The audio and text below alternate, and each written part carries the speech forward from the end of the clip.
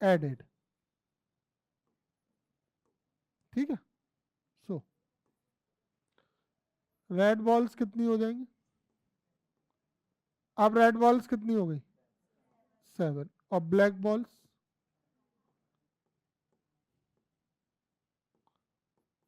5। Total balls?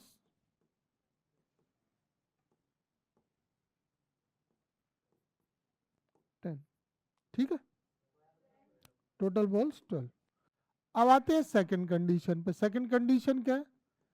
If first drawn ball is black, then two more balls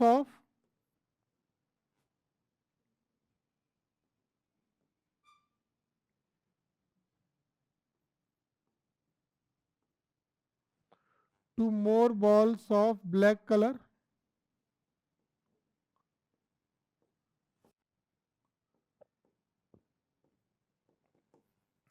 will be added। वो कह रहा है ना जिस कलर की बॉल निकली है उसी कलर की बॉल ड्रॉ करनी है। तो रेड बॉल्स कितनी है फिर? रेड बॉल्स कितनी है अब? और ब्लैक?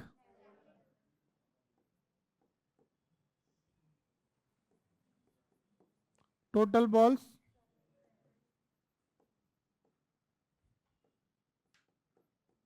ठीक है, ये तो क्वेश्चन के अकॉर्डिंग आ गए। अब आ जाओ प्रोबेबिलिटी पे।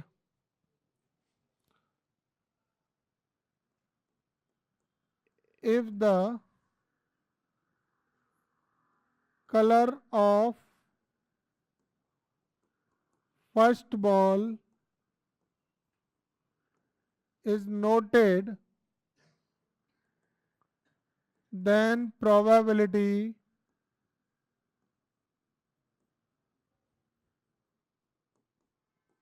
that second ball is red।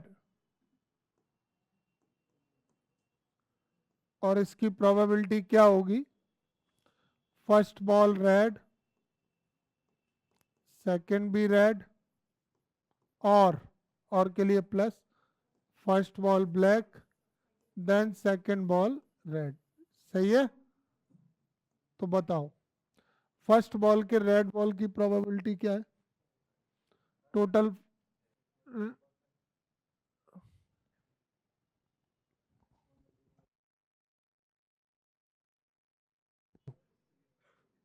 देखो, तो फर्स्ट रेड बॉल है। अब रेड बॉल कितने में से निकलेगी? 5 में से। और टोटल बॉल कितनी है? 10। तो 5/10। और सेकंड वाली भी रेड है, बट सेकंड वाली निकालने से पहले ये इवेंट किया ना उन्होंने कि अगर फर्स्ट वाली बॉल रेड है तो 2 more balls of red colour add की गई। तो अभी सेकंड वाली रेड ऐसे निकलेगी इस कंडीशन से। तो रेड के फेवरेबल केस कितने? 7। और टोटल कितने? 12। ऐसे ही अगर फर्स्ट वाली बॉल ब्लैक है तो ब्लैक बॉल के लिए देखो 5 ब्लैक है, टोटल 12। और सेकंड वाली रेड है, तो जब ब्लैक निकली थी तो 2 ब्लैक बॉल उसमें ऐड की थी। तो अब रेड बॉल तो यहां से आएगी ना। तो रेड बॉल यहां से कैसे आएगी? 5/12 आया समझ में? पहली रेड बॉल यहां से आई, फिर दूसरी रेड बॉल निकालनी है तो वो इसमें से। या फिर ऐसा भी हो सकता था कि जो फर्स्ट बॉल है उसका कलर देखा नहीं है तो वो ब्लैक है, तो ब्लैक वो 5/, फर्स्ट वाली ब्लैक 5/10 आएगा यहाँ पे। 5/10। ठीक है, अब इसको सॉल्व कर लो। तो ये 2 2 क्या आ गया? 7/24, 5/24, 12/24, 1/2। क्या आ रहा है इसका आंसर? 1/2 आ गया समझ में?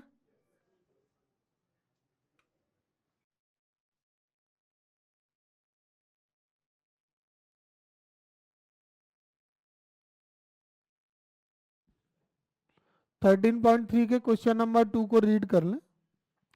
A bag contains 4 red and 4 black balls. Another bag contains 2 red and 6 black balls.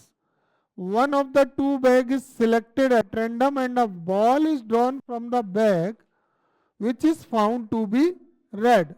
Find the probability that the ball is drawn from the first bag. देखो इस क्वेश्चन में 2 बैग हैं और 2 बैग में से 1 बैग को सिलेक्ट किया है और उसमें से 1 बॉल ड्रॉ की है. The ball is found to be red. Now find the probability that the ball is drawn from the first bag. क्या तुम्हें लैंग्वेज समझ में आ रही है? जो मैंने पहले भी 2-3 बार तुमको बताया है कि जब कोई रैंडम एक्सपेरिमेंट ऐसे चलता है कि उसका जो डायरेक्शन है उसके रिवर्स में आकर किसी इवेंट की प्रोबेबिलिटी पूछते हैं तो उसको हम बेस थ्योरम से फाइंड करते हैं. क्योंकि क्वेश्चन क्या है, 2 बैग है, उनमें बॉल है रेड और ब्लैक दोनों में. अब दोनों में से 1 बैग को चूज किया, उसमें से बॉल निकाली रेड. अब वो ये पूछ रहे हैं कि प्रोबेबिलिटी बताइए कि वो बॉल जो आई है ना वो फर्स्ट बैग में से आई है.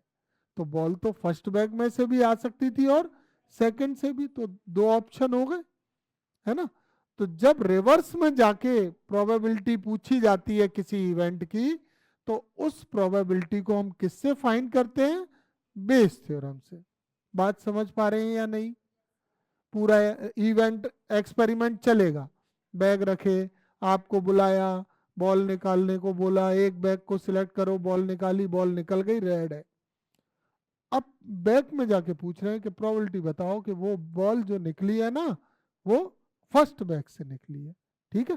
तो अब इसमें जो सबसे जरूरी चीज है वो है इवेंट्स. अगर आपने इवेंट सही ले ली क्वेश्चन चुटकियों में हो जाएगा. कैसे इवेंट लेंगे? सबसे पहला काम करना है कि ऑप्शन क्या होते हैं वो E1 E2 E3 हो जाते हैं. अगर 2 ऑप्शन है तो E1 और E2 होंगे, 3 ऑप्शन है तो E1 E2 और E3 होंगे. ठीक है. और E1 E2 E3 लेने से पहले जरा बैग के डिटेल्स लिख लें तो और भी अच्छा रहे. जैसे ये फर्स्ट बैग ले लिया और यहाँ पे एक हमने सेकंड बैग ले लिया.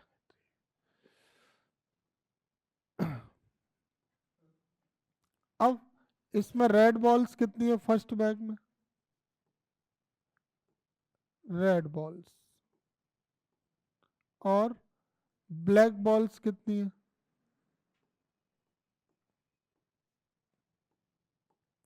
और टोटल बॉल्स कितनी है? ये डिटेल्स हम नोट कर लेते. तो फर्स्ट में रेड है 4, ब्लैक 4, टोटल 8. सेकंड में रेड 2, ब्लैक 6, टोटल 8. ठीक है. तो ऑप्शंस क्या है कि आप या तो फर्स्ट बैग सिलेक्ट करोगे या second.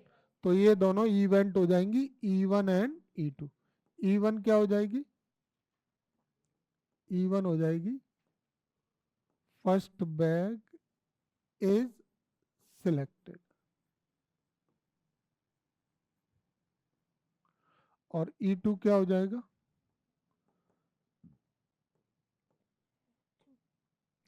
Second bag is selected. Question में क्या लिखा है? सिलेक्टेड ही लिखा है. One of the two bag is selected. और इवेंट ए क्या है जो दोनों के साथ हो रही है? दोनों इवेंट के साथ इवेंट ए क्या है? बॉल निकाली है और वो क्या है? रेड बॉल है. तो इवेंट ए हो जाएगा ball drawn, ball drawn, ball drawn is found to be red.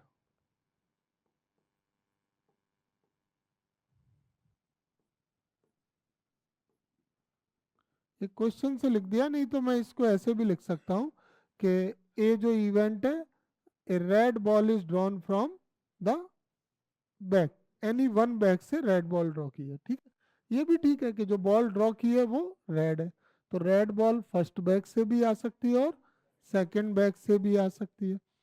अब तुम्हें बेस थ्योरम का जो मैंने एक डायग्राम भी बताया था, शायद याद आ जाए कुछ, कि जैसे एक इवेंट E1 है और एक इवेंट E2 है।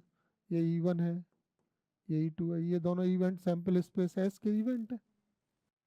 लेकिन अगर ये सैंपल स्पेस को पूरा कर रहे हैं ना, तो इसमें फिर इवेंट पूरे ही आ जाएंगे, ऐसे ऐसे आ जाएगा ये, ऐसे आ जाएगा, इधर E1 हो जाएगा और इधर E2, और एक इवेंट ए हो जाएगी ये सर्कल वाली, ये इवेंट ए दोनों के साथ हो रही है, ये E1 के साथ भी हो रही है और E2 के साथ भी हो रही है।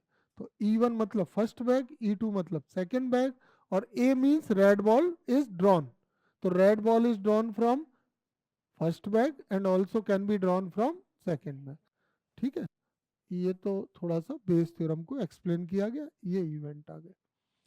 अब ये बताओ इसमें वैल्यू कौन कौन सी नीडेड है, रिक्वायर्ड वैल्यू कौन कौन सी होती है। बेस थ्योरम का जो फॉर्मूला है उसमें कौन कौन सी वैल्यू रिक्वायर्ड होती है, हमें चाहिए सबसे पहले PE1। तो प्रोबेबिलिटी ऑफ E1 क्या होगी बता सकते हैं, बैग कितने हैं 2, और वन बैग सिलेक्ट किया जा रहा है, तो 2 में से 1 बैग को सिलेक्ट करेंगे तो प्रोबेबिलिटी 1/2 नहीं होगी क्या। टोटल बैग 2 है, ऑप्शन 2 है, सिलेक्ट 1 को कर रहे हैं तो favourable case 1, total 2। Similarly probability of selecting second bag कितना हो जाएगा, ये भी 1/2। अब हमें A/E1 की वैल्यू निकालनी है, तो A/E1 पहले मुझे लैंग्वेज में बताओ क्या होगा, इसके हिसाब से बोल के बताइए। A/E1 means, A/E1 means ball drawn is found to be red, और E1 means first bag is selected. तो A/E1 means red ball is drawn from first bag, ये A/E1, red ball is drawn from first bag.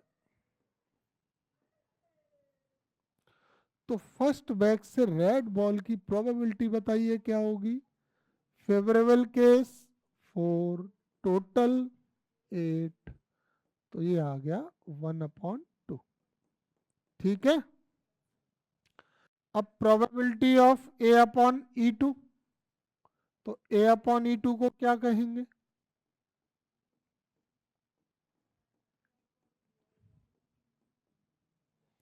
Red ball is drawn from second.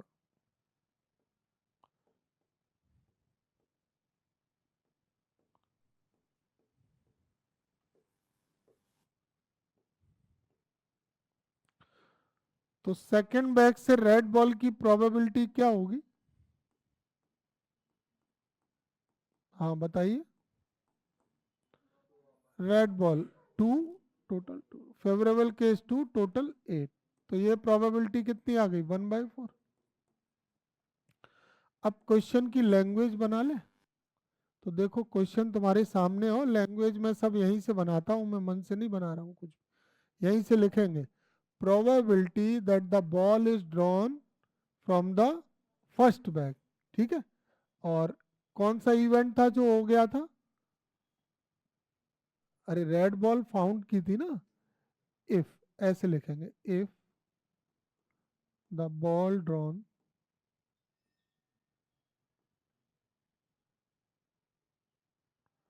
is found to be red,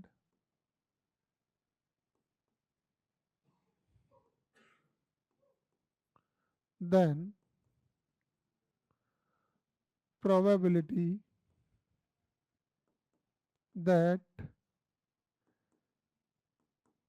it is drawn from first bag. बताओ किससे represent करेंगे इसको, थोड़ा दिमाग लगाओ सभी, सबका दिमाग लगे। ये रेड वाली इवेंट तो हो गई ना, यानी इवेंट ए हो गई, और वो किससे होनी है? फर्स्ट बैक से, यानी E1 से। ए कंप्लीट हो चुकी है, प्रोबेबिलिटी किसकी चाहिए? E1 की। ये E1 है और ये कौन है? ए ऑलरेडी अकर्ड, प्रोबेबिलिटी E1 की रिप्रेजेंट किससे करेंगे? P E1 अपॉन ए। और अगर यहाँ पर ऐसे पूछा जाता ना कि ball is drawn from second back, तो आता E2 अपॉन ए। तो P E1 अपॉन ए का जो फॉर्मूला है वो बेस थ्योरम का फॉर्मूला याद करें। क्या होता है? P1 P A upon E1 upon में ये फेवरेबल केस, टोटल नीचे कितने आएंगे? P1 into P A upon E1 plus P2 into P A upon E2। तो वैल्यू क्या है P E1 की? 1/2। A अपॉन E1 की 1/2। 1/2 इंटू 1/2 प्लस E2 की क्या है? 1/2 और A अपॉन E2 की, तो ये आ गया 1/4। 1/4 प्लस 1/8।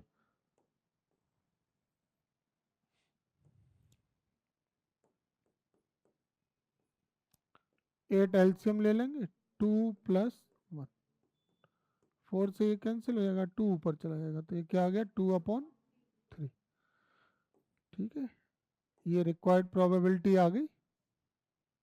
आ गया समझ में? और यहाँ पे जो थ्योरम हमने अप्लाई करी है ना, इसको लिख देंगे।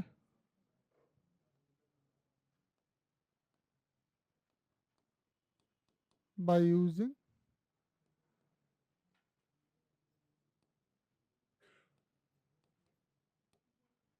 Bayes theorem.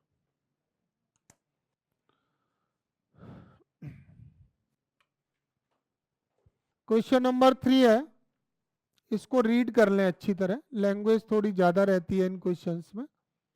Of the students in a college it is known that 60% reside in a hostel and 40% are day scholar. Day scholars कौन से होते हैं? जो हॉस्टल में नहीं रहते हैं।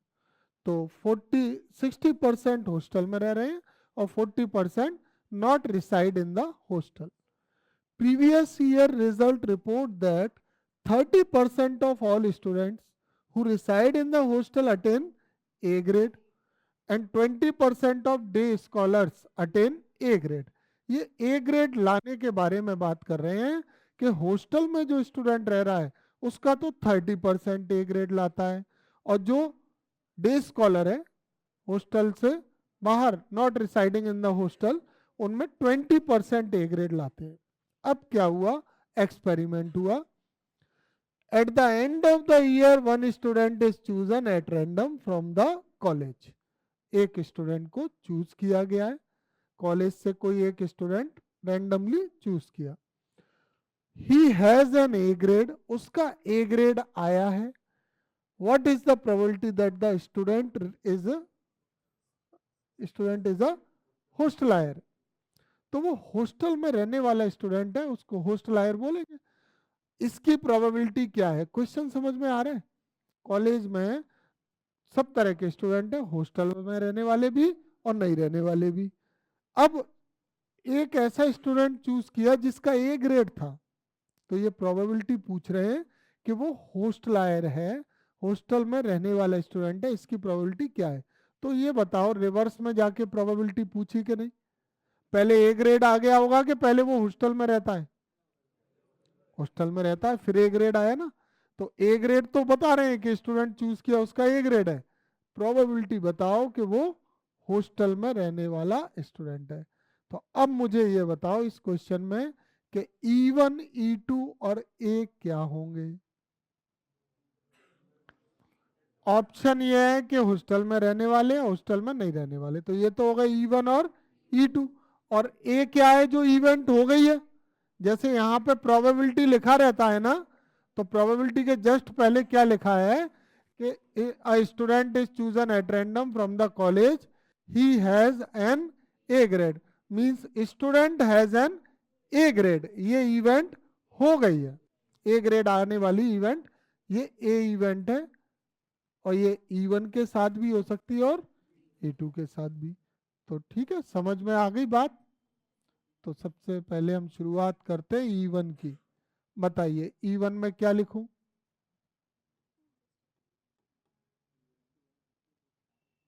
Student reside in a hostel।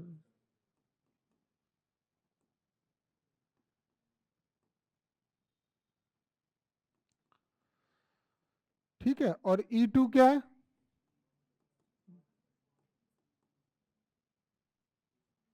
Not residing in a hostel या फिर day scholar. Student is a day scholar.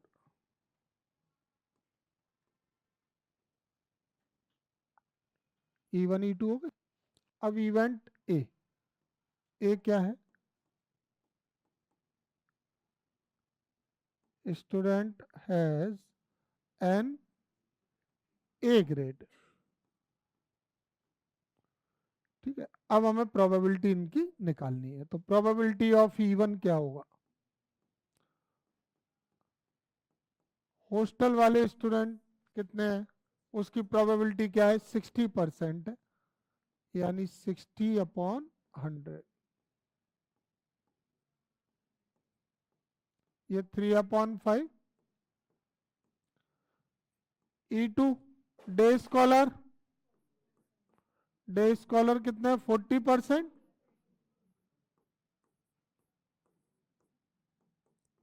2/5। अब A/E1, A/E1 का मीन्स क्या है? A/E1 फिर वही प्रोबेबिलिटी किसकी हो गई? स्टूडेंट का ए ग्रेड आया है और वो हॉस्टल वाला स्टूडेंट है। तो हॉस्टल वाले स्टूडेंट में जो ए ग्रेड लाने वाले स्टूडेंट है वो कितने? 30% है ना। तो हॉस्टल वाले स्टूडेंट का 30% ही तो A/E1 हुआ। फिर यहाँ पे भी तो यही कह रहे हैं कि स्टूडेंट का ए ग्रेड है और वो हॉस्टल वाला है। तो हॉस्टल वाले ही स्टूडेंट का 30% है, वो ए ग्रेड ला रहा है। और ये दोनों इवेंट भी वही बात कर रही है कि स्टूडेंट का ए ग्रेड है और स्टूडेंट कहाँ रहता है? तो हॉस्टल में रहने वाले स्टूडेंट में से जो ए ग्रेड ला रहे हैं वो कितने हैं? तो ये वैल्यू A/E1 30% ही होगी। फिर अगर वो कहते यहाँ पे कि स्टूडेंट का ए ग्रेड है और वो सारे स्टूडेंट में से है, तो वो A/E1 नहीं बनता। A/E1 आप समझो, यहाँ पे A/E1 को कंबाइंड करो, क्या हो रहा है? ए ग्रेड है और वो हॉस्टल वाले हैं। और यहाँ पे क्या लिखा है कि 30% of all student who reside in a hostel attain, यानी हॉस्टल के जो सारे स्टूडेंट हैं उनका 30% ए ग्रेड है। तो ये इवेंट कंबाइंड होके यही तो आ रहा है, तो इसलिए यहाँ पे 30% ही होगा। तो 30/100 हो जाएगा, 3/10 ये हो गया। अब इसकी भी बात को कर लें, लैंग्वेज चाहो लैंग्वेज लिख देना तुम। A/E2, तो ए ग्रेड स्टूडेंट आए हैं, स्टूडेंट का ए ग्रेड आया है और वो हॉस्टल में नहीं रहता है, डे स्कॉलर है। तो यहां पर भी यही बात है कि 20% ऑफ डे स्कॉलर का ए ग्रेड है। तो ए ग्रेड वाले टोटल डे स्कॉलर वालों के कितने हैं? 20%। तो ए ग्रेड वाले टोटल डे स्कॉलर वाले, ये डे स्कॉलर वाले हैं, ये ए ग्रेड वाले हैं, तो इसका कितना है?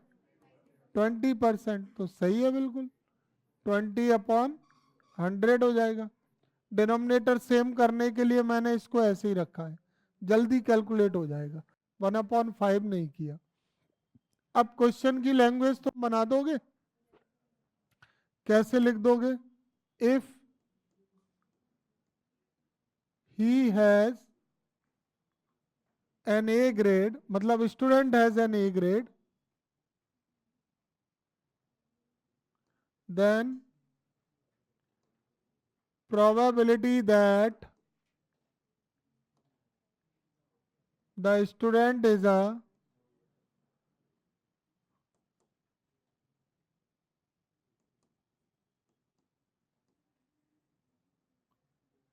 होस्टलर, हॉस्टल वाला स्टूडेंट है, तो होस्टलायर स्टूडेंट की प्रोबेबिलिटी क्या हो जाएगी? E1, और ए ग्रेड आ चुका है तो अपॉन ए, बेस थ्योरम P1 ए अपॉन E1, ये PE1 into P A upon E1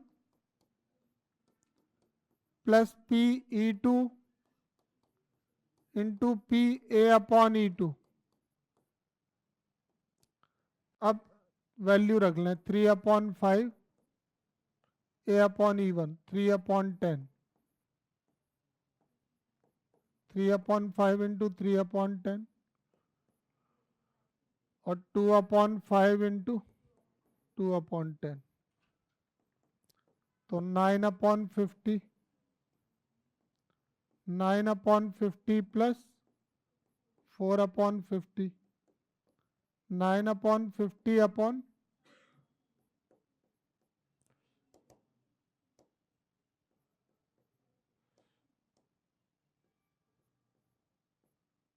cancel हो गया तो इसकी वैल्यू आ गई 9/, ठीक है। ये इसका आंसर क्वेश्चन नंबर 3 का। देखिए क्वेश्चन नंबर 4 है from exercise 13.3। In this question, in answering a question on a multiple choice test, a student either knows the answer or guesses. Let 3/4 be the probability that he knows the answer and 1/4 is the probability that he guesses. Assuming that a student who guesses at the answer will be correct with the probability 1/4, what is the probability that the student knows the answer given that he answered it correctly? ठीक है, तो question में event को समझ लें, experiment क्या है वो समझ लें कि MCQ टेस्ट है और एक स्टूडेंट के पास दो ऑप्शन होते हैं, या तो वो आंसर जानता है या वो उसको गैस करता है। गैस का मतलब है नॉट नोज द आंसर। अब हुआ क्या कि 3/4 इस बात की प्रोबेबिलिटी है कि उसको आंसर पता है, नोज द आंसर, तो आंसर वो जानता है, इसका मतलब है कि उसकी प्रोबेबिलिटी 3/4 होने का मीन्स ये है कि 4 क्वेश्चन में से 3 के आंसर वो जानता है, सही आंसर देता होगा। आगे क्या हुआ कि 1/4 प्रोबेबिलिटी है वो गैस करता है, 1/4 इस बात का चांस है कि वो गैस करता है, यानी कि 4 क्वेश्चन में से 1 को गैस कर रहा है और 3 के आंसर सही दे रहा है। अब हुआ क्या कि a student who guess the answer will be correct with probability 1/4, मतलब जब वो गैस करता है ना और आंसर सही निकलता है, इसकी प्रोबेबिलिटी क्या है? 1/4। गैस करने पर आंसर सही निकले, उसने तुक्का लगाया और सही निकल गया, तो ऐसा कितने में होता है? 4 क्वेश्चन में से 1 में सही निकलता है। अब ये है क्वेश्चन की प्रोबेबिलिटी कि what is the probability that the student knows the answer given that he answered it correctly. तो देखो, जिसकी प्रोबेबिलिटी निकालना है वो इवेंट पहले हुई है, probability student knows the answer, और given that he answered it correctly, exam हुआ, उसने आंसर लगाया, उसका आंसर सही निकला। अब हमें वापस आके ये बताना है कि उसको आंसर पता था, गैस नहीं किया है ना, यही तो बताना है कि उसने जो टिक लगाया है वो उसने आंसर जानने के बाद लगाया है, गैस करके नहीं लगाया। तो अब इसमें डाउट क्या हो रहा है तुमको ये क्वेश्चन करते समय कि हम क्या लें, E1 E2 ए क्या लें? क्यों? रिवर्स में आके प्रोबेबिलिटी पूछी, बेस थ्योरम। बेस थ्योरम तो E1 E2 E3 वगैरह आएंगे, और इवेंट ए कॉमन होगा दोनों के साथ। तो इसका सबसे बढ़िया तरीका है, ये प्रोबेबिलिटी जिसकी पूछ रहे हैं ना, उसमें से एक E1 होगा और एक E2। जैसे प्रोबेबिलिटी में लिखा है स्टूडेंट नोज द आंसर, तो ये हम E1 कर देंगे। E1 में क्या आएगा? Student knows the answer. तो E2 क्या होगा? इसका दूसरा केस क्या हो सकता है? स्टूडेंट गैस द आंसर, मतलब नॉट नोज, गैसेस का मतलब यही तो हुआ, द आंसर। ठीक है। और जो गिवन दैट होता है वो इवेंट ए होता है। जो गिवन दैट है वो ए है, जो हो गई है। तो गिवन दैट में लिखा ही आंसर्ड इट करेक्टली, ये इवेंट ए है। ही आंसर्ड इट करेक्टली। ठीक है, ये चीजें सबसे ज्यादा इंपॉर्टेंट हैं। ये अगर आपने सही लिख लिया ना, तो ये समझ लेना क्वेश्चन की आधी प्रॉब्लम सॉल्व हो गई। अब हम प्रोबेबिलिटी लिखेंगे। तो प्रोबेबिलिटी जब E1 E2 होते हैं तो 4 वैल्यू रिक्वायर्ड होती है, probability of E1, probability of E2, और A अपॉन E1 और A अपॉन E2, ये वैल्यू हम लिखेंगे। तो प्रोबेबिलिटी ऑफ E1 क्या है बता सकते हो? स्टूडेंट नोज द आंसर, क्या लिखा है? यहाँ पे लिखा है 3/4 is the probability knows the answer. बहुत बढ़िया, 3/4 आ गया। और E2 क्या होगा? आंसर गैस करने की प्रोबेबिलिटी क्या है उसकी? 1/4 है, P2 मिल गया। ठीक है। अब हमको ए को लेना है with E1। A with E1, A upon E1 means A with E1। तो ए विथ E1 का मतलब तो ये हुआ कि he answered it correctly and he knows the answer. इसकी प्रोबेबिलिटी क्या होगी? उसने आंसर करेक्ट किया है और वो आंसर जानता था, तो बिल्कुल सही। अगर तुम्हें आंसर पता है तो 100% चांस है कि तुम सही लगाओगे। किस पता है और गलत लगा दोगे? ऐसा नहीं है। तुम आंसर जानते हो और आंसर सही दोगे, तो इसकी प्रोबेबिलिटी क्या हो गई? 1। ये वैल्यू यहाँ है नहीं इस क्वेश्चन में कहीं, लेकिन इस क्वेश्चन में समझ के लिखना है कि उसने आंसर सही दिया है। जब वो आंसर जानता है तो इसकी प्रोबेबिलिटी है 1। और ए अपॉन E2, ए अपॉन E2 क्या होगा? लैंग्वेज बताओ पहले। A upon E2, he answered it correctly when he guesses the answer. ये सब पढ़ना ज्यादा जरूरी है, समझ पाते हैं ना इससे हम लोग कि उसने आंसर तो सही दिया लेकिन लगाया तुक्का था। गैस किया था उसने तो, और सही निकल गया। तो जब वो गैस करता है तो कितने आंसर सही निकलते हैं? उसके चांस क्या है, प्रोबेबिलिटी क्या है, कितनी है? 1/4 है। क्या इसमें कोई दिक्कत है? 4 वैल्यूज क्लियर है सबको? अब हम क्वेश्चन पूरा यहां से नोट कर देंगे। कैसे लिख लेंगे? Probability, probability that the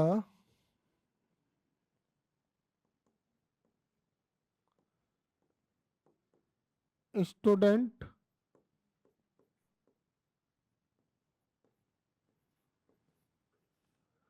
knows the answer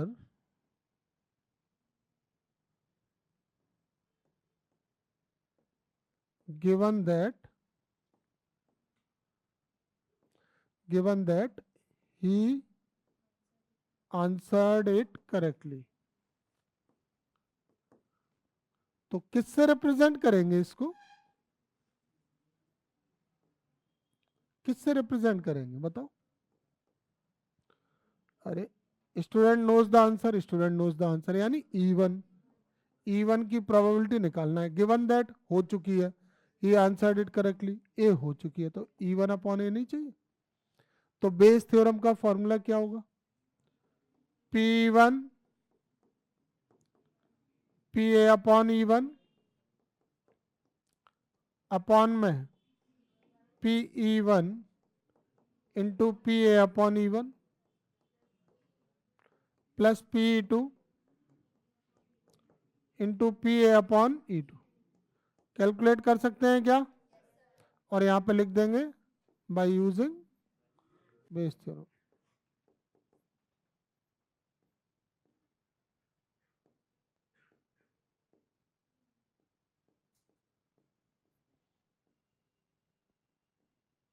ठीक है, चलो नेक्स्ट, ये समझ में आ गया सभी को। क्वेश्चन नंबर 5 को पढ़ना। क्वेश्चन नंबर 5 है, a laboratory blood test is 99% effective in detecting a certain disease when it is in fact present। जब कोई लेबोरेटरी ब्लड टेस्ट कर रही है तो 99% वो डिसीज को डिटेक्ट कर लेते हैं, अगर किसी को डिसीज है तो 1% नहीं कर पाते। However, the test also yields a false positive result for 0.5% of the healthy person tested।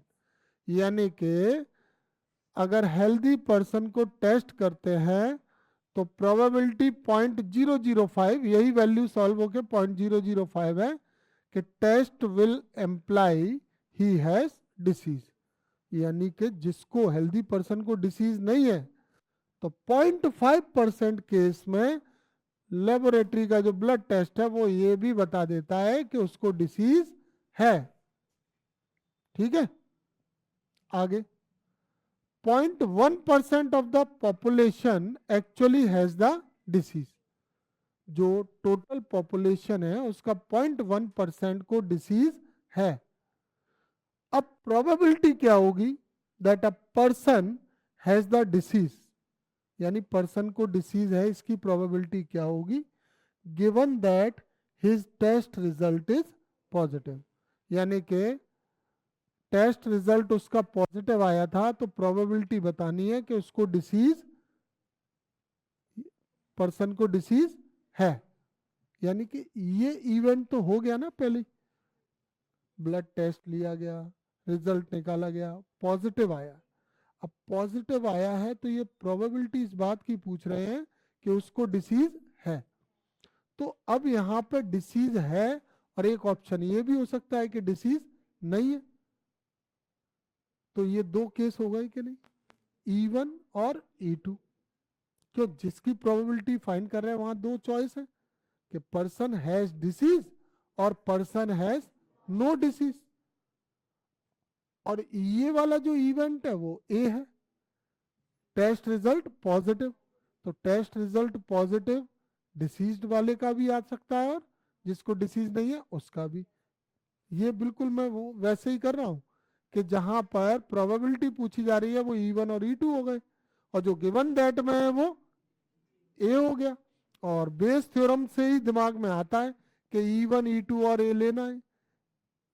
ये चीज कैसे पता चली कि बेस थ्योरम ही लगेगी, ये कैसे पता चला इस क्वेश्चन में, रिवर्स में गए ना। कैसे गए रिवर्स में, पर्सन को बुलाया, ठीक है, पता नहीं है उसको डिसीज है नहीं है, उसका टेस्ट किया, टेस्ट पॉजिटिव आया, टेस्ट रिजल्ट पॉजिटिव आया। अब वो पूछ रहे हैं कि ये बताओ उसको डिसीज है, बैक में जाके रिवर्स में पूछ रहे हैं।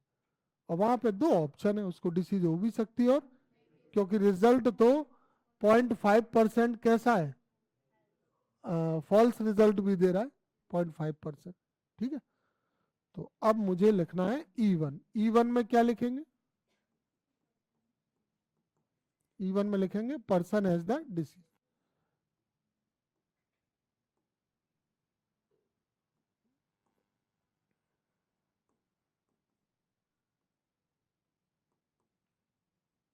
ठीक है, ये तो E1 हो गया। और E2 में क्या आएगा? अब पर्सन हैज नो डिसीज,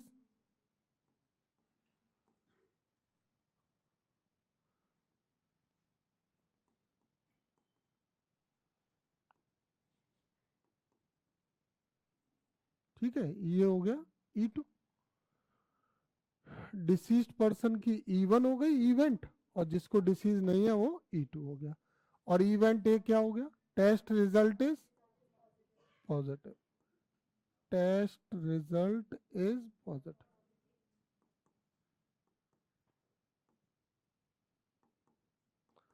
अब इसके अकॉर्डिंग चलेंगी सारी वैल्यू। सबसे पहले प्रोबेबिलिटी ऑफ E1 लिखेंगे। प्रोबेबिलिटी ऑफ E1 का मतलब है कि डिसीज है। अब ये बताओ इस क्वेश्चन में डिसीज वाले पर्सन कितने हैं? हाँ, कितने हैं? ये लिखा नहीं, दिख नहीं रहा? 0.1% of the population actually has the disease. तो डिसीज वाले पर्सन की प्रोबेबिलिटी क्या है? 0.1%। तो 0.1 अपॉन 100, तो ये आ गया 1/1000। अब बताओ PE2 कितना होगा? नॉट के लिए 1 माइनस कर लें, इसमें तो कहीं दिया नहीं है नो डिसीज वाला। कितना आ गया? 999 अपॉन 1000। कोई प्रॉब्लम E1 और E2 की प्रोबेबिलिटी में? ठीक है, तो अब A विथ E1 ले लो और फिर A विथ E2 ले लो। तो A विथ E1 लेंगे, इसको जरा लैंग्वेज में समझे। A विथ E1 का मतलब है रिजल्ट पॉजिटिव आया, उसको डिसीज थी, तो डिसीज थी और रिजल्ट पॉजिटिव आया, यानी टेस्ट रिजल्ट सही है, गलत तो नहीं है, क्यों डिसीज थी और पॉजिटिव आया, तो सही रिजल्ट देने के चांस कितने हैं? कितने?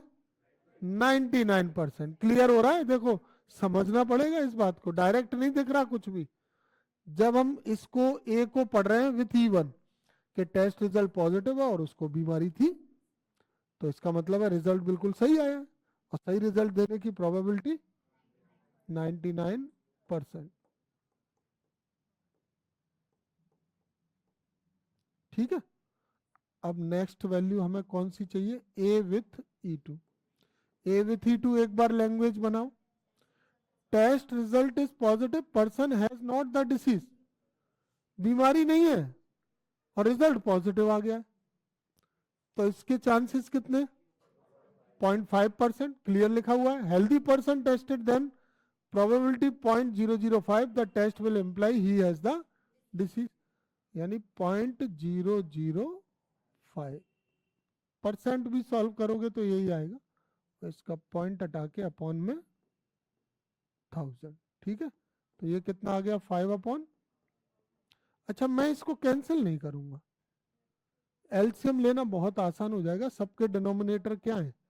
100 और 1000, तो सिंप्लीफाई करने से कैलकुलेशन थोड़ी टफ हो जाएगी, तो नहीं करें। अब आ गई 4 वैल्यूज। अब क्वेश्चन में लैंग्वेज क्या बनाओगे? Probability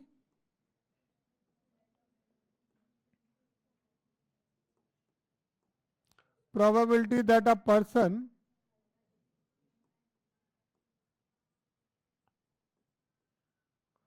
has the disease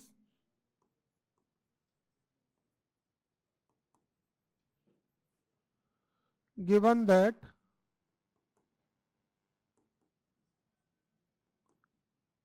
his test result is positive। तो किससे डिनोट करेंगे इसको? P टेस्ट रिजल्ट पॉजिटिव है, ये गिवन है, हैज द डिसीज मतलब E1। फॉर्मूला अप्लाई करके सॉल्व कर लेंगे क्या? बेस थ्योरम का कैलकुलेट कर लोगे, क्योंकि जो सारा एफर्ट है जिस चीज पे वो मैं लगा चुका हूँ, बता चुका हूँ। यहाँ तुमको कोई भी क्रॉस क्वेश्चनिंग करनी है तो तुम बता सकते हो, सिर्फ कैलकुलेशन वाला पार्ट है वो हम लोग ऑलरेडी 4 टाइम्स कर चुके हैं। ठीक है, समझ आ गया? चलो और करते हैं अगला। देखो क्वेश्चन नंबर 6, पढ़ें इसको। There are 3 coins, one is a two headed coin जिसके दोनों साइड में हेड है, another is a biased coin that comes up head 75% of the time, and third is an unbiased coin. One of the 3 coin is chosen at random and tossed. It shows head. What is the probability that it was the two-headed coin? देखो पहले coin के बारे में समझ लो। एक होता है unbiased coin जो किसी का फेवर ना करे, जिसके एक साइड हेड और एक साइड टेल होता है। एक होता है बाइज्ड कॉइन। बाइज्ड कॉइन वो होता है जिसमें किसी एक के चांसेस बढ़ जाते हैं, या तो हेड आने का चांस बढ़ जाता है या टेल। तो ये बाइज्ड कॉइन जो है ना, यहाँ पे लिखा हुआ है बाइज्ड कॉइन, इसमें ये बताया गया है कि हेड जो आ रहा है ना उसके चांसेस क्या है 75%, और टेल के कितने 25, यानी हेड के ज्यादा है, तो वो हेड का फेवर नहीं कर रहा, तो वो बाइज्ड हो गया। और एक कॉइन कैसा है, उसके दोनों साइड में ही हेड है, दोनों साइड हेड है, तो दोनों साइड हेड है तो उस पर तो हेड ही आएगा, है ना। तो इस तरह से 3 टाइप के कॉइन है। हुआ क्या, तीनों कॉइन रखे हुए थे। अब 3 कॉइन में से एक कॉइन को क्या किया, सिलेक्ट और थ्रो कर दिया, उस पे आया हेड। अब ये पूछ रहे हैं कि ये बताओ कि वो जो थ्रो किया था ना जिस कॉइन से, वो कौन सा कॉइन था। It was the two headed coin. तो रिवर्स में गए कि नहीं गए, कैसे, पहले कॉइन सिलेक्ट कर लिया, तब जाके थ्रो किया, तब जाके हेड आया। हेड आया ये कह रहे हैं, और वापस आके पूछ रहे हैं कि जो कॉइन उठाया था ना वो टू हेडेड कॉइन था, तो रिवर्स गए तो बेस थ्योरम। अब बात आती है E1 E2 E3, तो क्या लेंगे E1 E2 E3। प्रोबेबिलिटी में लिखा है टू हेडेड कॉइन, तो एक तो यही हो गई, इसके साथ और दो कौन से,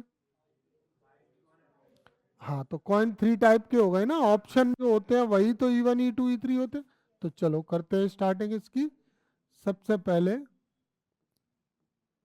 E1, E1 में हम क्या लिखेंगे, फर्स्ट कौन सा है, हाँ ऐसे लिख देंगे, selected coin is a two headed coin. ठीक है, या यूं भी लिख सकते हैं two headed coin is selected, ये भी लिख सकते हैं। ये E1 है। E2, selected coin is biased coin, और बाइज्ड कॉइन की भी एक खास बात है, वो लिखनी पड़ेगी यहाँ पे। क्या है बाइज्ड कॉइन, इसकी क्या खास बात है, comes up head 75% of the time.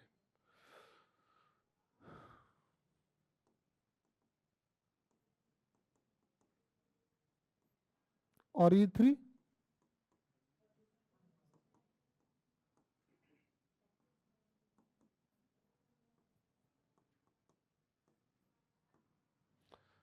Is an unbiased coin.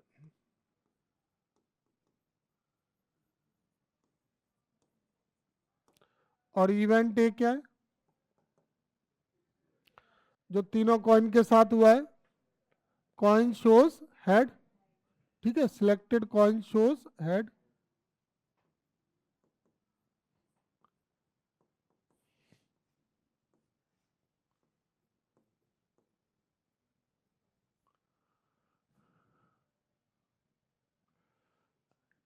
इतना क्लियर है सभी को। अब बताओ E1 की प्रोबेबिलिटी क्या है,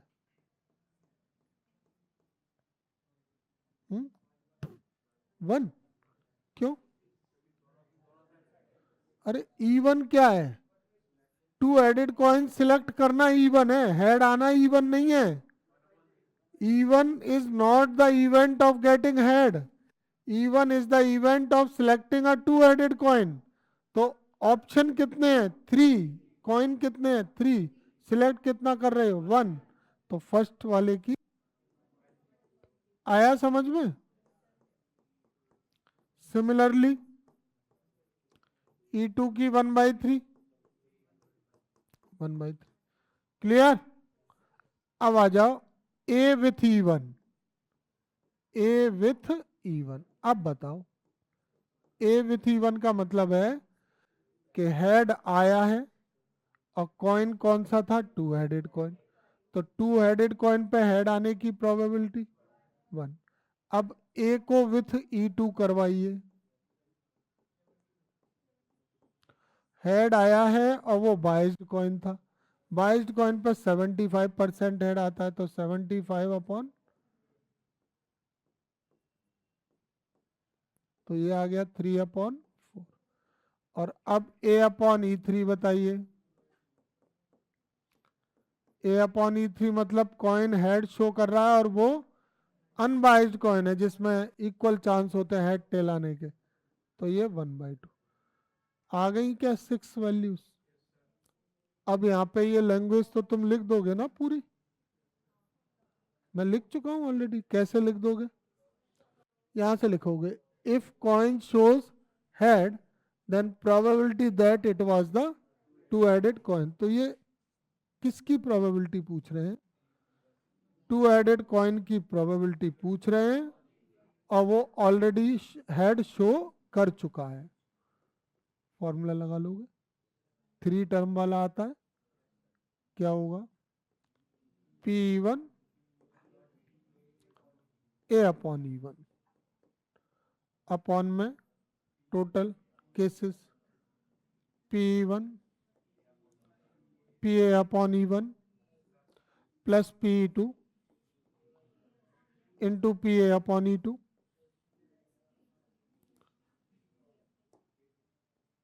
plus PE3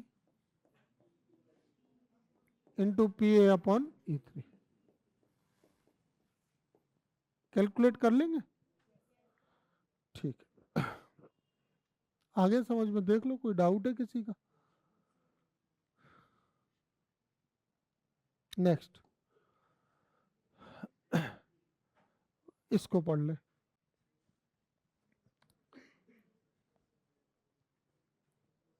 insurance company insured 2000 scooter driver, 4000 car driver, 6000 truck driver. The probability of an accident are 0.01. Scooter driver के एक्सीडेंट की प्रोबेबिलिटी, कार ड्राइवर की 0.03 और ट्रक ड्राइवर की 0.15. One of the insured person meets with an accident. Insured person का accident हुआ है. What is the probability that he is a scooter driver? तो इसमें ये इवेंट जो हुआ एक्सीडेंट, उसके बाद रिवर्स में जाके ही तो पूछ रहे हैं. ऐसा तो है नहीं कि एक्सीडेंट पहले हो गया और फिर बाद में पता चले कि वो स्कूटर ड्राइवर है ना. तो स्कूटर ड्राइवर का एक्सीडेंट हुआ तो वो ये इवेंट हमें बता रहे हैं कि एक्सीडेंट हुआ है. प्रोबेबिलिटी बताओ कि वो स्कूटर ड्राइवर था. जिसका एक्सीडेंट हुआ वो स्कूटर ड्राइवर था. तो रिवर्स में जाके प्रोबेबिलिटी पूछ रहे हैं. इंश्योरेंस पहले हुआ है तो वो इंश्योर्ड पर्सन स्कूटर ड्राइवर था, इसकी प्रोबेबिलिटी चाहिए. तो यहाँ पे 3 ऑप्शन बड़े आराम से दिख रहे हैं कि इंश्योर्ड पर्सन स्कूटर ड्राइवर है, कार ड्राइवर और ट्रक. ये हो गए E1 E2 E3. और ए क्या होगा यहाँ पे? ए वो इवेंट है जो हो चुकी होती है. तो insured person meets with an accident, ये क्या हो जाएगा? ए. तो मैं E1 लिख दूं पहले.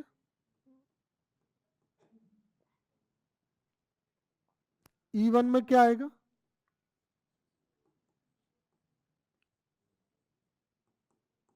Scooter driver is insured. E2,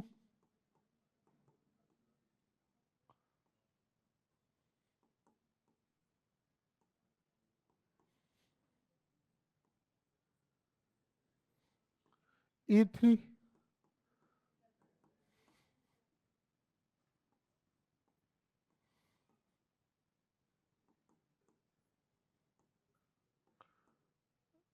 truck driver is insured. और ए क्या है?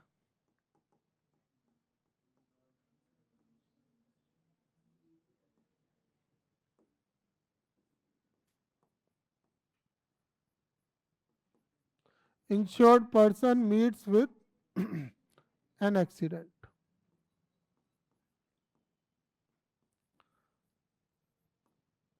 इसमें ज्यादा दिक्कत नहीं है, प्रोबेबिलिटी आराम से आ जाएगी। E1 की प्रोबेबिलिटी बताओगे क्या होगी? E1 स्कूटर ड्राइवर के इंश्योरेंस की प्रोबेबिलिटी। तो फेवरेबल केस कितने स्कूटर ड्राइवर के? 2000। और टोटल पर्सन 4 + 6 + 4 + 2 12,000 नहीं हुए? तो इसकी प्रोबेबिलिटी हो जाएगी 2000 अपॉन 12,000। अरे ऑल पर्सन में जो स्कूटर ड्राइवर ही इंश्योर्ड है, इसकी प्रोबेबिलिटी के लिए स्कूटर ड्राइवर के नंबर्स अपॉन में टोटल नंबर्स 6। सिमिलरली E2 की प्रोबेबिलिटी 4,000 अपॉन 12,000, 1/3। और probability of E3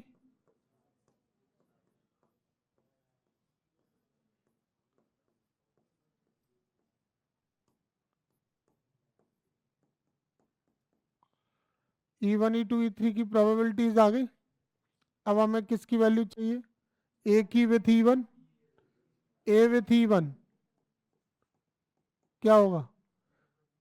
insured person का एक्सीडेंट हुआ और वो स्कूटर ड्राइवर था, तो स्कूटर ड्राइवर के एक्सीडेंट की प्रोबेबिलिटी क्या है? 0.01, 1/100। ए अपॉन E2 कितना? 0.03, 3/100। ए अपॉन E3 ट्रक ड्राइवर के इंश्योरेंस की वो एक्सीडेंट की प्रोबेबिलिटी, तो ये कितना आ गया? अब इसमें वैल्यू किसकी निकालनी है? स्कूटर ड्राइवर स्कूटर ड्राइवर की प्रोबेबिलिटी निकालनी है, एक्सीडेंट हो चुका है, यानी ए हो चुका है E1 की प्रोबेबिलिटी। तो फॉर्मूला क्या होगा? P E1 अपॉन ए कंप्लीट हो गई है, E1 की प्रोबेबिलिटी लगा दोगे, बेस थ्योरम समझ में आ गया?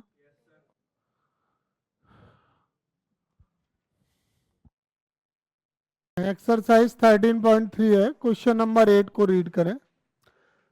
A factory has two machines A and B, and past record shows that machine A produces 60% of the item of output and machine B produce 40% of the items।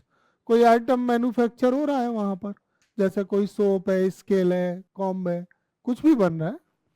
तो machine ए जो है वो 60% item produce कर रही है और machine B 40%।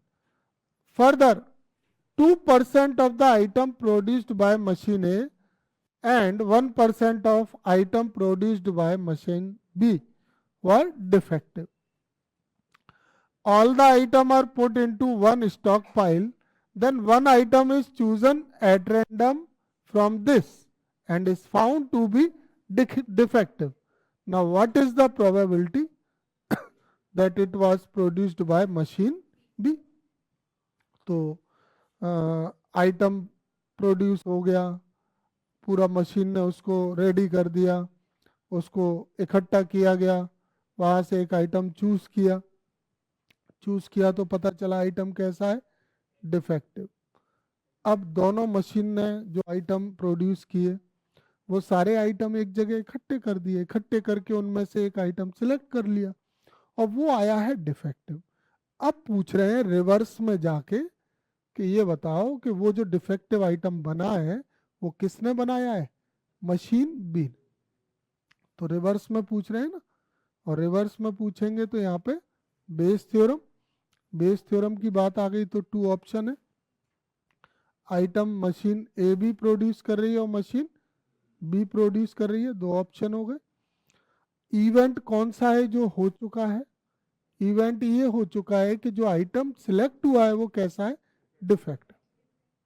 ठीक है, तो अब हम इसमें वैल्यू लिख लेते हैं E1 E2 की और ए की।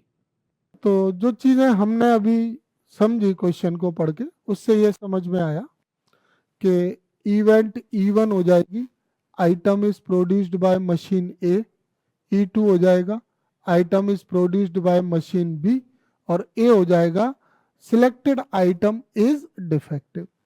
और ये चीज़ें मैं बार बार बता रहा हूँ, यहाँ पे प्रोबेबिलिटी में जो लिखा होगा उससे एक E1 बनेगा और एक E2 बनेगा अगर टू ऑप्शंस है, अगर थ्री है तो E1 E2 और E3 भी आएंगे।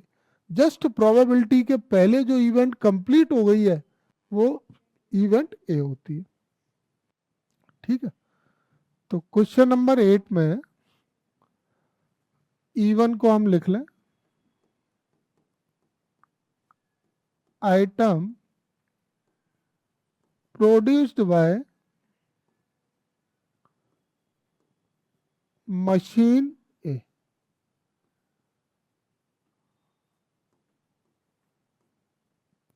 और E2 हो जाएगा item produced by machine B,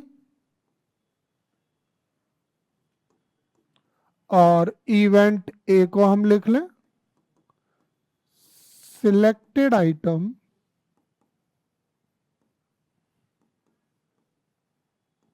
is defective.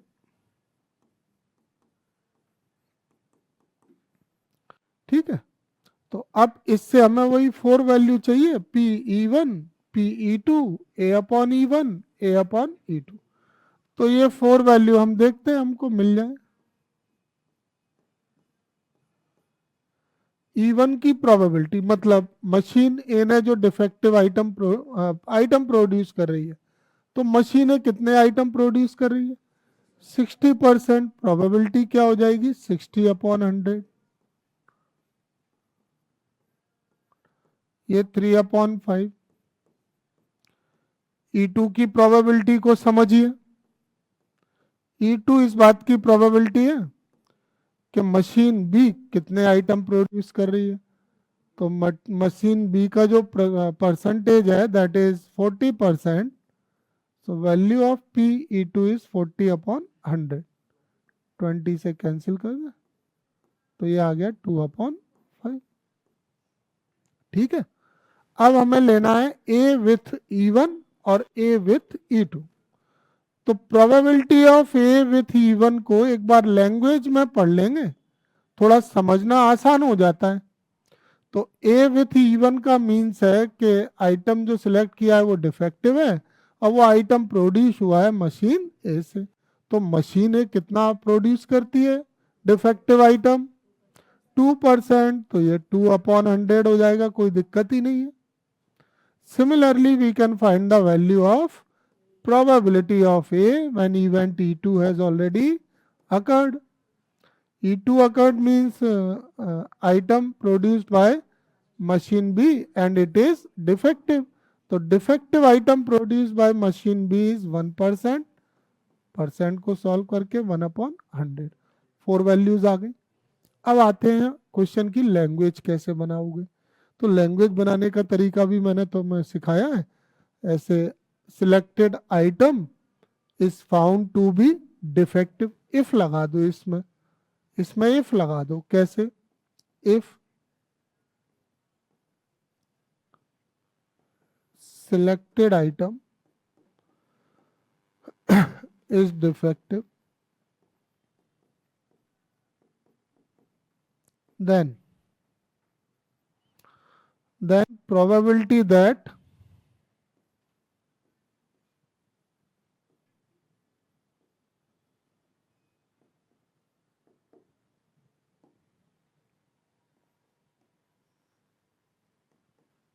It is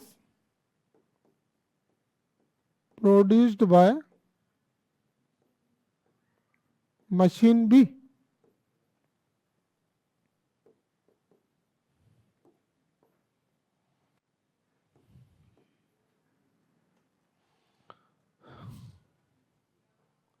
हाँ, तो रिप्रेजेंट किससे करवाओगे इसको?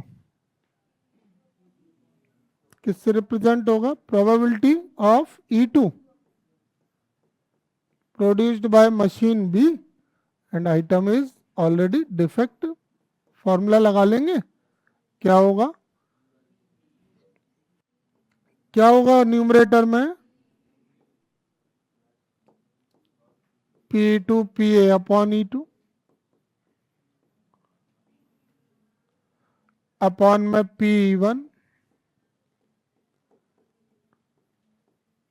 A अपॉन E1 P2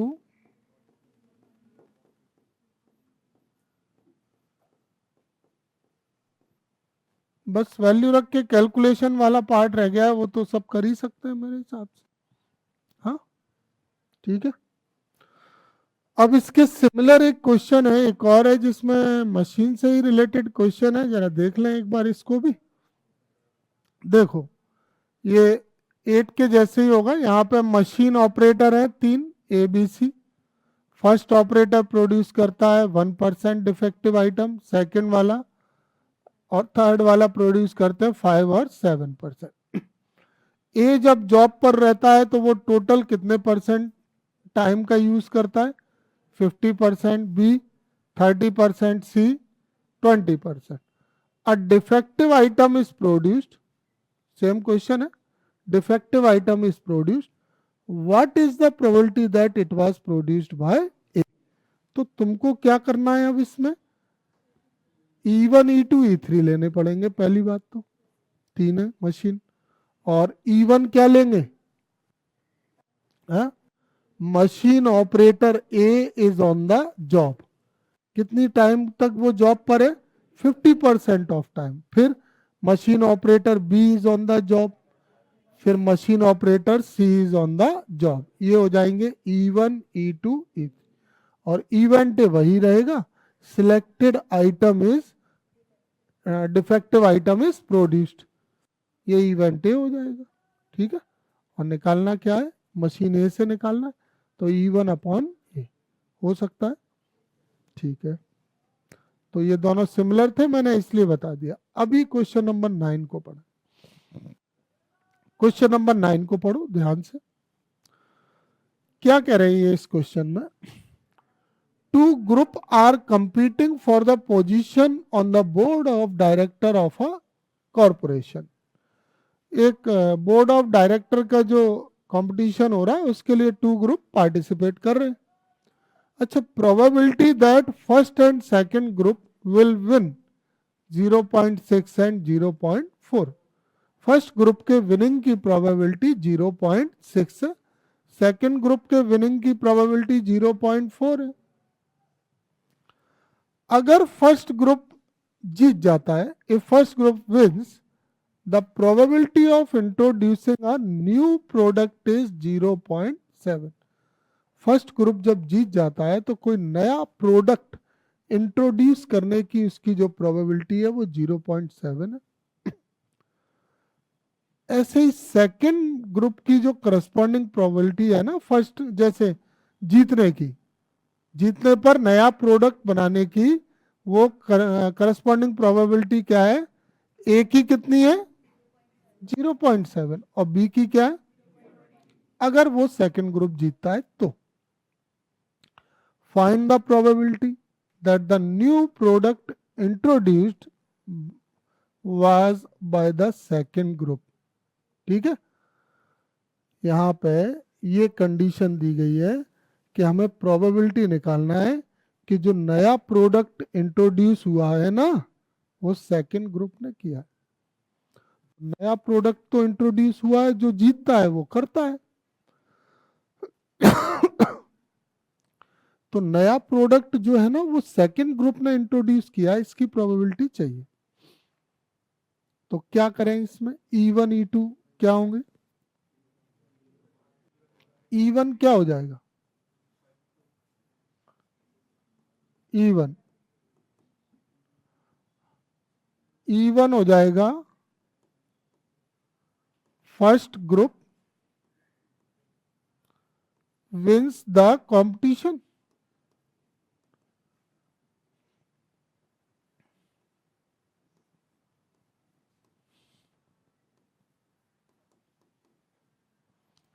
और E2 क्या हो जाएगा? Second group wins the competition. और ए क्या होगा यहां पर? A new product was introduced।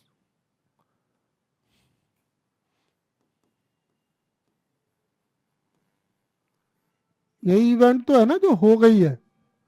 इन्होंने क्या कहा कि न्यू प्रोडक्ट इंट्रोड्यूस हो रहा है, बस प्रोबेबिलिटी बताना है कि वो किस ग्रुप से हुआ है। सेकंड से मतलब हमें E2/A निकालना है।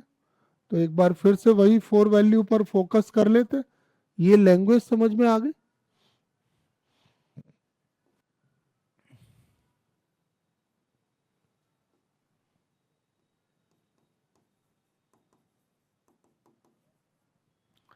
चलिए तो बताइए जरा, E1 की प्रोबेबिलिटी क्या होगी? फर्स्ट ग्रुप की विनिंग की प्रोबेबिलिटी क्या है? 0.6 यानी 6/10। सेकेंड ग्रुप के विनिंग की प्रोबेबिलिटी क्या है? 0.4 मीन्स 4/10। अब मुझे ये बताओ, इवेंट ए विथ E1 क्या होगा? यानी new product introduced by the first group.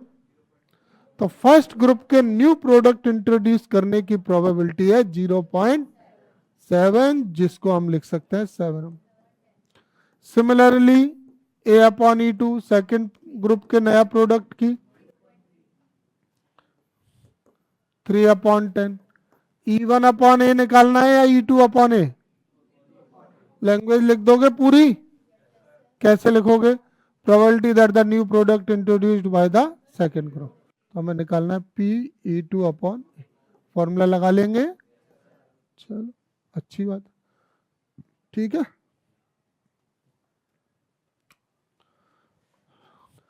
देखिए क्वेश्चन नंबर 10 है, suppose a girl throw a die, dice को थ्रो कर रही है कोई लड़की। इफ शी गेट 5 और 6, अगर डाई पर 5 या 6 आता है, she tosses a coin 3 times. पहले डाइस लिया, थ्रो किया, अगर 5 या 6 आया तो कॉइन लेके 3 टाइम टॉस किया है। And note the number of head, और नंबर ऑफ हेड लिख लिए। इफ शी गेट्स 1, 2, 3 और 4, she tosses a coin once and notes whether a head or tail is obtained. If she obtained exactly one head, what is the probability that she threw 1, 2, 3 or 4 with the die? क्या हुआ? Dice के साथ दो event बनाए गए, एक 1 से लेके 4 तक का नंबर आने वाला और दूसरा 5 या 6 आने वाला। एक इवेंट E1 हो गया, एक इवेंट E2 हो गया। अब इसमें भी एक और बात है, अगर 5 या 6 आता है तो कॉइन थ्रो करना है, कितनी बार? 3 टाइम्स। और अगर 1 से 4 तक आ रहा है तो भी कॉइन थ्रो करना है, कितनी बार? 1 टाइम। तो क्वेश्चन ये है कि जब हम वो कॉइन थ्रो कर रहे हैं, जब वो लड़की कॉइन को थ्रो कर रही है और हेड आ रहा है, देखो लिखा हुआ है यहां पे, ये लिखा है if she obtain exactly 1 head, तो प्रोबेबिलिटी बताना है कि डाइस पर उसको 1, 2, 3 या 4 मिला था। तो मुझे ये बताओ E1 और E2 क्या होंगे और ए क्या होगा? E1 क्या होगा? E1 क्या होगा?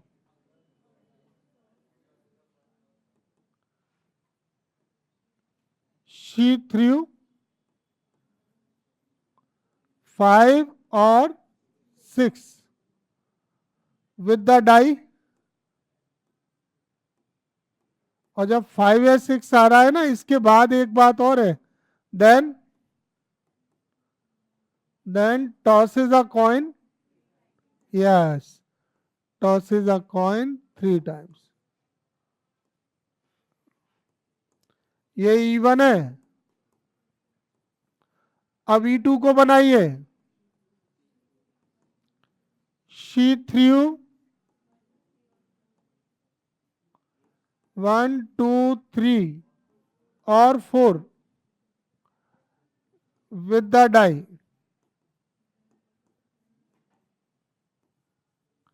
और जब ऐसा होता है कि 1 से लेकर 4 तक कोई नंबर आता है, then she tosses a coin once.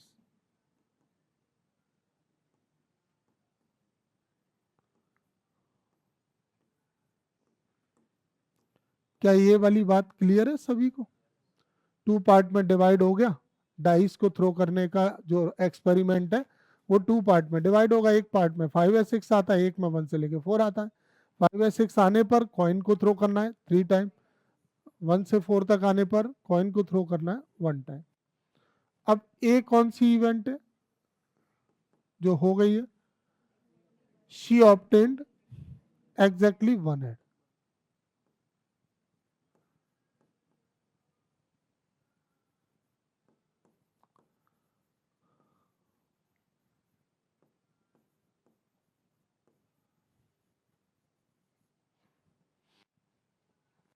ठीक है, तो अब हम एक एक करके प्रोबेबिलिटी लिख लें क्या? इवन की बता सकते हो?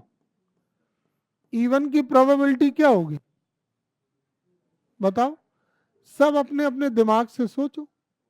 इवन का मतलब है डाई पर 5 या 6 आने की प्रोबेबिलिटी, और डाई पर 5 या 6 आने की जो इवेंट है वो 2 टाइप से हो सकती है, और टोटल जो नंबर है वो 6 आ सकते हैं। तो ये 1/3।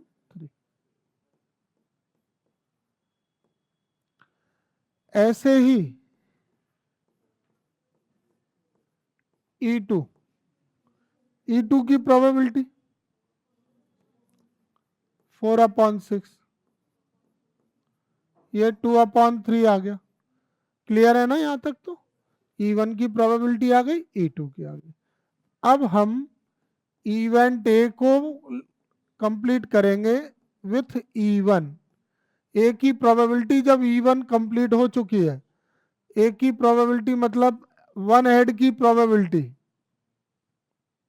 बताओ। E1 का कंप्लीट होने का मतलब है कॉइन को 3 टाइम टॉस कर रहे हैं, तो कॉइन 3 टाइम टॉस करते हैं तो एग्जैक्टली 1 हेड की प्रोबेबिलिटी क्या होगी है? 1/3 क्यों होगी? कॉइन को 3 टाइम टॉस करते हैं तो कितने टोटल रिजल्ट होते हैं? टोटल नंबर ऑफ रिजल्ट कितने होते हैं? 8 होते हैं। 8 होते हैं। कॉइन को टॉस करते हैं, कॉइन, ये मुझे बताना पड़ेगा क्या?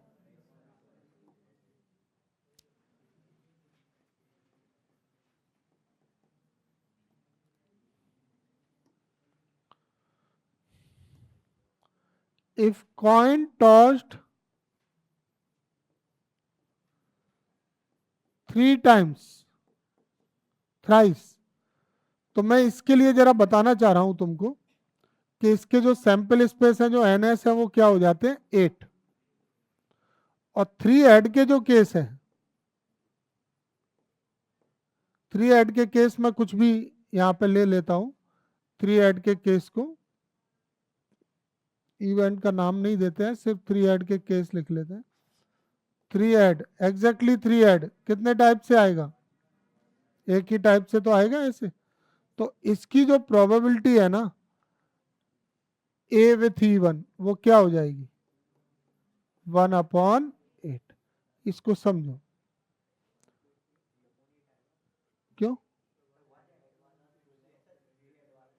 अच्छा, she obtained exactly 1 add, 1 add है तो 1 ऐड के केस बनेंगे। वन ऐड के इवेंट देख लो पहले, कौन कौन से फेवरेबल आउटकम्स हैं वन ऐड के।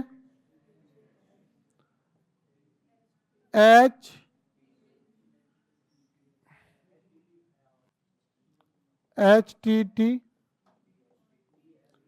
THT,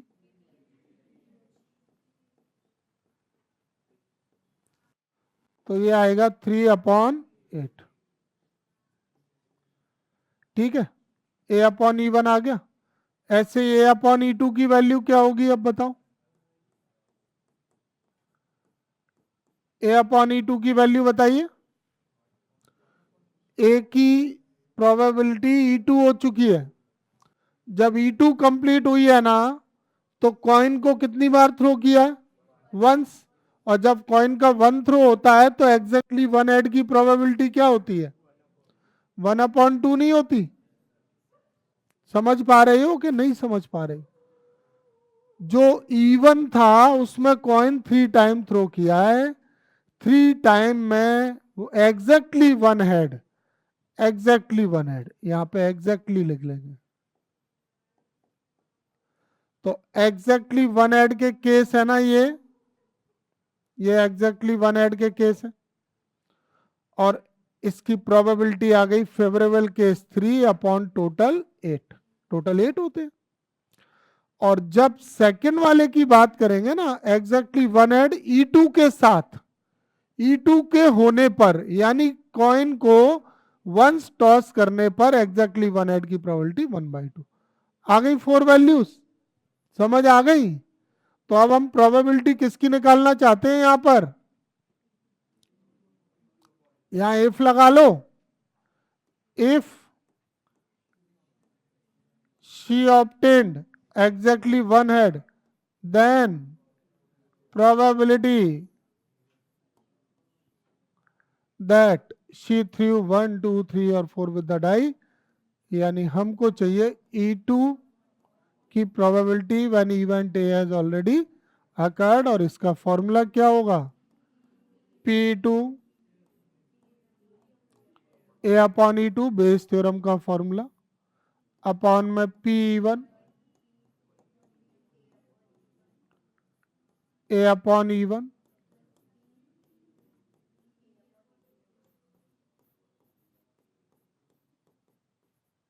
A/, वैल्यू रख के सॉल्व कर देंगे, कैलकुलेट कर देंगे। कोई दिक्कत है इस क्वेश्चन में? बाकी ये इतना बिल्कुल क्लियर तरीके से लैंग्वेज वगैरह लिखकर सॉल्व किया गया है कि अगर कभी भी घर पे भी तुम समझोगे तो तुम्हें डाउट नहीं होगा, इसमें समझ आ जाएगा। हो गया ये? चलो तो इसको करते, क्वेश्चन नंबर 12 पढ़ लें।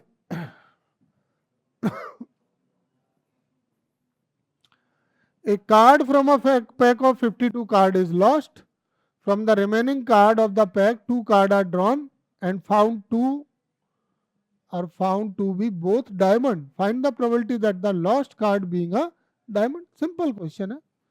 पैक ऑफ कार्ड का एक कार्ड खो गया है, उसके खोने के बाद कितने कार्ड निकाले? रिमेनिंग कार्ड में से 2 कार्ड ड्रॉ किए हैं और दोनों क्या है? डायमंड। तो क्या करना है? Find the probability that lost card being a diamond.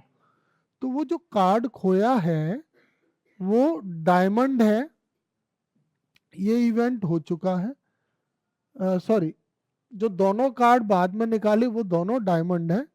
Probability निकालना है कि जो खो गया था वो कार्ड क्या था? डायमंड। तो कार्ड पहले खोया ना, फिर 2 कार्ड तो बाद में निकाले, और जब 2 कार्ड निकाले हैं तो वो डायमंड है। इवेंट दिमाग में जरा एक्सपेरिमेंट बनाओ कि पैक ऑफ कार्ड, एक कार्ड खो गया, 51 रह गए। वो कार्ड जो खो गया है वो डायमंड हो भी सकता है और नहीं भी, 2 केस हो गए। वो डायमंड होगा और वो डायमंड नहीं होगा। तो उसके खोने के बाद 2 कार्ड और निकाले, वो दोनों डायमंड है, तो ये इवेंट हो गई। अब वो पीछे जाके ये पूछ रहे हैं कि जो कार्ड खो गया था ना, ये बताओ कि वो डायमंड है या नहीं है, ये दो केस है।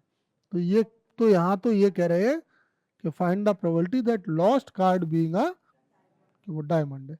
तो इसका E1 बताओगे क्या होगा? E1 नहीं बता पा रहे? Lost card being a diamond,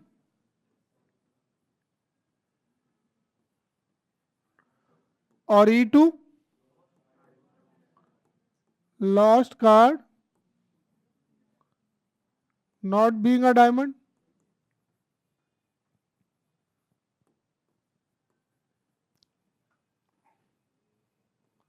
और इवेंट ए क्या है?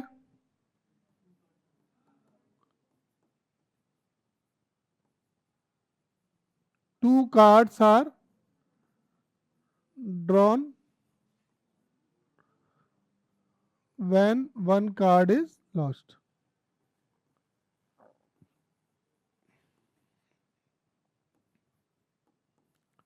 वन कार्ड लॉस्ट होने के बाद ही तो कार्ड ड्रॉ किए थे। अब जरा बता दो E1 की प्रोबेबिलिटी क्या होगी? पैक ऑफ कार्ड से डायमंड खोने की प्रोबेबिलिटी क्या है? तो पैक ऑफ कार्ड से डायमंड खोना मतलब डायमंड निकल के खो गया। तो एक डायमंड निकालने के लिए प्रोबेबिलिटी क्या होगी बताओ? डायमंड कितने होते हैं? ईंट के पत्ते 13। तो डायमंड के ऑप्शन 13 है और टोटल ऑप्शन 52 है। तो प्रोबेबिलिटी क्या होगी? आया समझ में? 1/4। और E2 कैसे आएगा नॉट डायमंड के लिए? 1 - 1/4 यानी 3। अब दोनों केस में एक ही प्रोबेबिलिटी और निकालो। अगर जो कार्ड खो गया है वो डायमंड है, तो जो दो कार्ड निकाले हैं, two card are drawn, two drawn cards are diamond आएगा। यही तो इवेंट हुआ है, two drawn cards are diamond.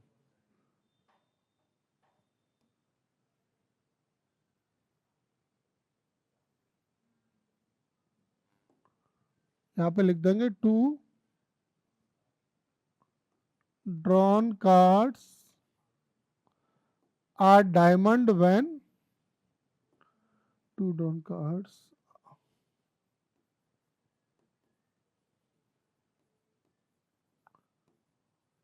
when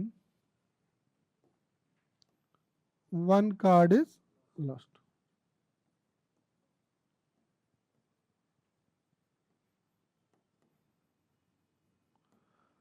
तो एक कार्ड तो खो गया है, और जो कार्ड खो गया है ना वो डायमंड है। तो आप जरा पैक ऑफ कार्ड की पोजीशन बताओ डायमंड खोने के बाद। कितने कार्ड हैं? 51। डायमंड कितने? 12। एक डायमंड खो गया है, तो डायमंड है 12 और टोटल है 52। तो more than one card draw करते हैं तो कॉम्बिनेशन लगता है। तो 12 में से 2 डायमंड कैसे निकालोगे? 12C2। और बचे कितने? 51। 51 में से 2 कार्ड कैसे निकालोगे? ये तो टोटल टाइप हो गए 2 कार्ड ड्रॉ करने के, कोई भी 51C2। और वो दोनों डायमंड है तो उसकी नंबर ऑफ वे क्या हो गए? 12C2। एन में से आर ऑब्जेक्ट ड्रॉ करने के नंबर ऑफ वे क्या होते हैं? NCR।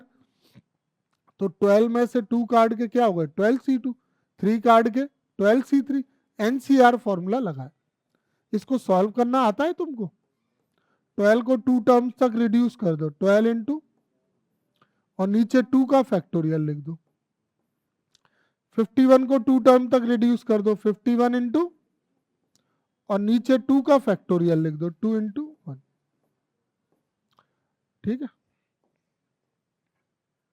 कितना आ रहा है सॉल्व होके? और कैंसिल हो रहा है क्या? 3 4 जा 12, और ये 17 3 जा 51, और सॉल्व हो रहा है।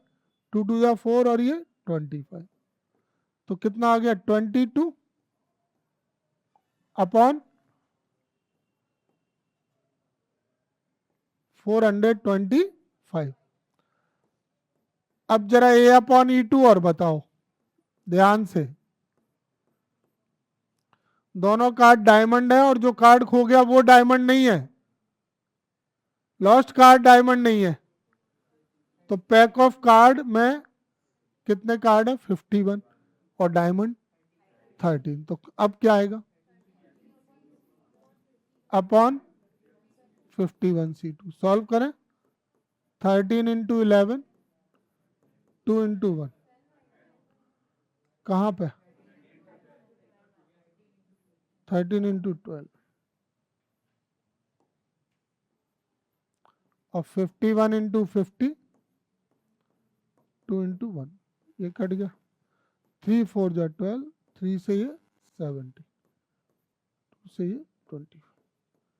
तो ये कितना आ गया? 26/400 आ गई चारों वैल्यू। अब किसकी वैल्यू निकालना है इस क्वेश्चन में?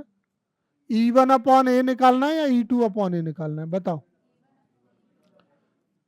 लॉस्ट कार्ड डायमंड की प्रोबेबिलिटी चाहिए E1 की, जबकि 2 डायमंड ड्रॉ हो चुके हैं, तो E1 अपॉन ए हो जाएगा क्या? ठीक है, आया समझ में?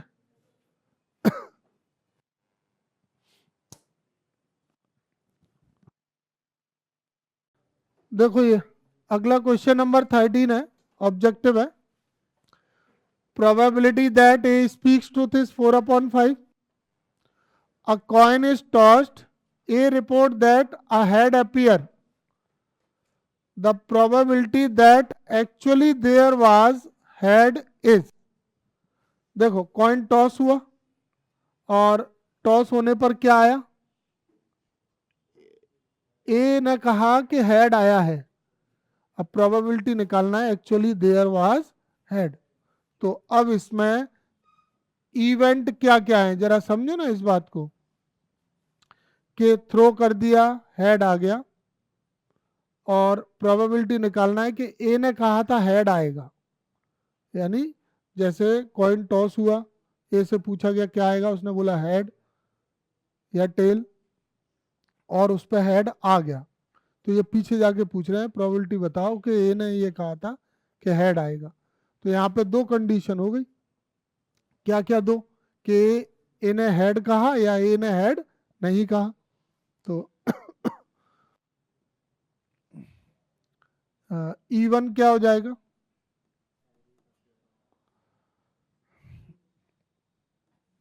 Actually there was head.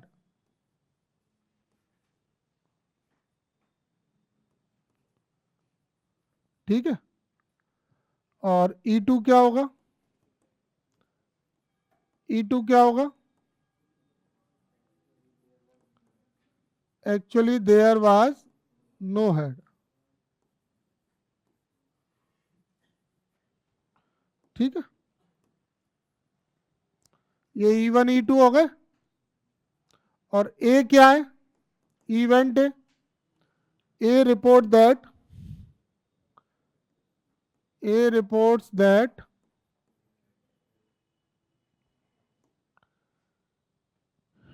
a report that head appears।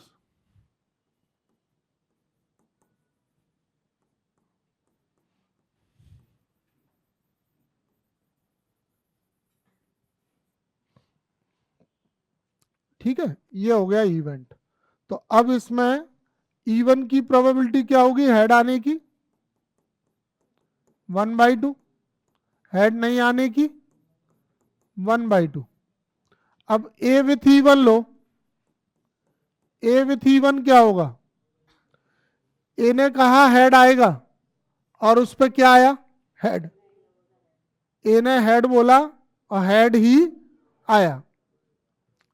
तो ए विथ E1 क्या हुआ फिर? ए ने हेड कहा और उस पर हेड ही आया था, तो वो क्या हो गई? ए सच बोल रहा है झूठ बोल रहा है? सच बोल रहा है, तो 4/5। और ए अपॉन E2, ए अपॉन E2 का मतलब है ए ने कहा हेड आया है, और जबकि उस पर हेड नहीं आया था तो झूठ बोल रहा है। तो ये क्या होगी? 1 - 4/5। तो ये कितना आ जाएगा? 1/। तो प्रोबेबिलिटी किसकी निकालनी है अब हमको? नहीं, probability actually there was head, यानी E1 की प्रोबेबिलिटी निकालना है और ए ने क्या कहा था? हेड आएगा। तो PE1 A/E1 P2, सॉरी यहां पे भी क्या आएगा? P1 into A/E1 P2 A/E2। Solve कर लें इसको। 4/10 4/10 1/10 4/10 5/10, तो ये आ गया 4/5। पर इतना लेंदी ऑब्जेक्टिव में आने के चांस नहीं है, ये तो सब्जेक्टिव टाइप का क्वेश्चन है, इसलिए मैंने पूरी लैंग्वेज लिख के करवाया है इसको। ठीक है, आया समझ में? इवेंट समझ में आया? क्या है कि ए का नेचर है, कभी सच बोलता है कभी झूठ बोलता है। तो कॉइन थ्रो करा और हेड आ गया। अब ए उसको हेड भी बता देता है और ये भी कह देता है हेड नहीं आया, यानी ए कभी सच भी बोलता है और कभी झूठ भी बोलता है। तो अब इस क्वेश्चन में यही कह रहे थे वो कि अगर ए ने कहा है कि हेड आया है तो प्रोबेबिलिटी निकालो कि उस पर हेड ही आया था। ठीक है, और कुछ एक्सप्लेन करूं इसमें? इस क्वेश्चन में क्या करना है हमको? करेक्ट स्टेटमेंट देखना है। इनमें से करेक्ट स्टेटमेंट कौन सा है? ए सबसेट किसका है?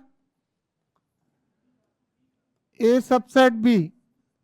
अगर ए बी का सबसेट होता है, जरा ध्यान देना, अगर ए बी का सबसेट होता है, जैसे मैंने बी ले लिया 1 2 3 और ए इसका सबसेट है, तो ए बी में से बनेगा, कुछ भी लेके बनेगा, 1 एलिमेंट 2 एलिमेंट 3 एलिमेंट, कितने भी ले लेते हैं।